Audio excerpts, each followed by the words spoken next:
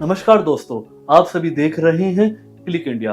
कोई भी इंसान किसी भी रिलेशनशिप में इसलिए रहना चाहता है कि उसकी चाहत होती है कोई हो जो उसे सुने, मुसीबत में उसका साथ दे सके और वो अपने यादगार लम्हों को उसके साथ साझा कर सके। लेकिन कभी कभार लाइफ में ऐसे सर्कमस्टेंसेस आते हैं जब वो अलग होने का मन बना लेते हैं।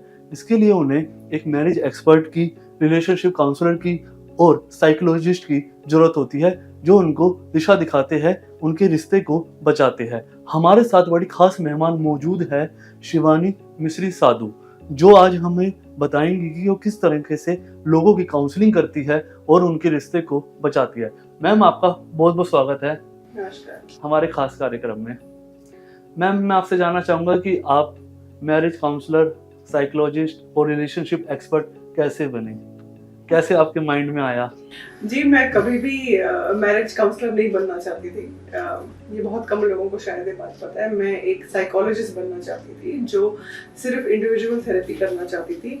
लेकिन बहुत साल पहले जब मैं कुछ पढ़ रही थी और मुझे किसी ने गॉटसन के बारे में बोला, तो फिर मैंने उसके बारे में थोड़ा रिसर्च किया। फिर मैंने वो अपना कोर्स पूरा किया।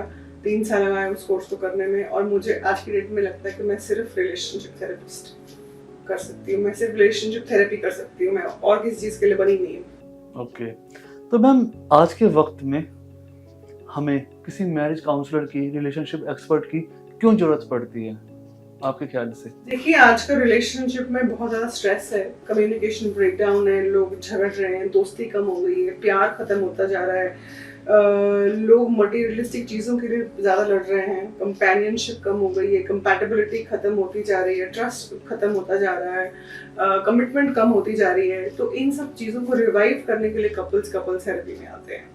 या कभी कभी इंसान इसलिए भी कपल थेरेपी में आता है कि वो ये देखे कि हम लोग क्या इस रिलेशनशिप को क्या हमें इस रिलेशनशिप को एक आखिरी मौका देना चाहिए, अगर नहीं तो they want to then part ways amicably. इसलिए भी कपल थेरेपी में लोग आते हैं। मैम, आपको क्या लगता है कि लोगों के बीच में इतनी लड़ाइयाँ क्यों हो रही है जो उनका रिश्ता ही टूटने की कगार पे आगे खड़ा हो जाता है? देखिए, रिश्ता टूटने की कगार पे इसलिए आता है क्योंकि दोनों को सुनने की शक्ति नहीं है, कोई एक दूसरे की बात नहीं मानना चाहता। दूसरा, आप अपने पार्टनर को जब कंट्रोल करना चाहते हैं, आप उनको डोमिनेट करना चाहते हैं, आप उनको डिसरिस्पेक्टफुल तरीके से बात करते हैं, आप उनसे चीज़ें छुपाते हैं, लैक ऑफ ट्रांसपेरेंसी, चाहे वो फाइनेंस को लेके हो, वो फीलिंग्स को लेके हो, वो थॉट्स को लेके हो, अपने पेरेंट्स को लेके हो, वो इन लॉज को लेके हो, या कोई और टॉपिक। तो ये सारी छोटी छोटी चीज़ें जब कंपाइल हो जाती हैं, तो फिर एक दिन आपको लगता है कि मुझे इस रिश्ते में नहीं रहना। तो मैम, फिर आप कैसे उन्हें गाइड करती हैं?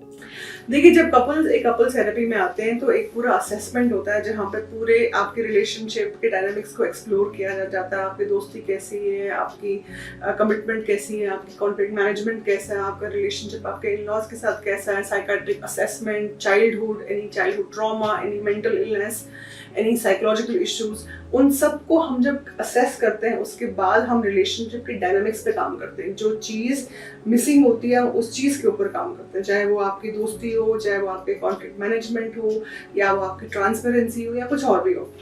मैम, अगर बात की जाए, आपको इतना एक्सपीरियंस है, इतने सालों का, आप लोगों को काउंसलिंग कर रही है लोगों को, तो मैम आपके हिसाब से कितने % लोग आपको लगता है कि आप ठीक कर पाए हैं इस थेरेपी से? देखिए, ठीक करने की डेफिनेशन बड़ी अलग है। ठीक करने का मतलब हमेशा ये नहीं होता कि शादी बची रहे। एक टॉक्सिक रिलेशनशिप को छोड़ना भी ठीक माना जाता है ना। तो ये, हाँ, तो ठीक होना इज वेरी सब्जेक्टिव। कभी कभी लोग कहते हैं कि हमें तो जी इस एक टॉक्सिक रिलेशनशिप से निकलना है, तो उनके लिए वो एक साइन ऑफ पॉजिटिविटी है। कोई कहता है कि नहीं, मुझे इस रिलेशनशिप को एक आखिरी मौका देना है, जो भी हो, I will give my 100%, I will give my 200% and then see where it goes. तो हम उस तरफ लेके चलते हैं, बट आई थिंक एक ट्राई तो बनता है।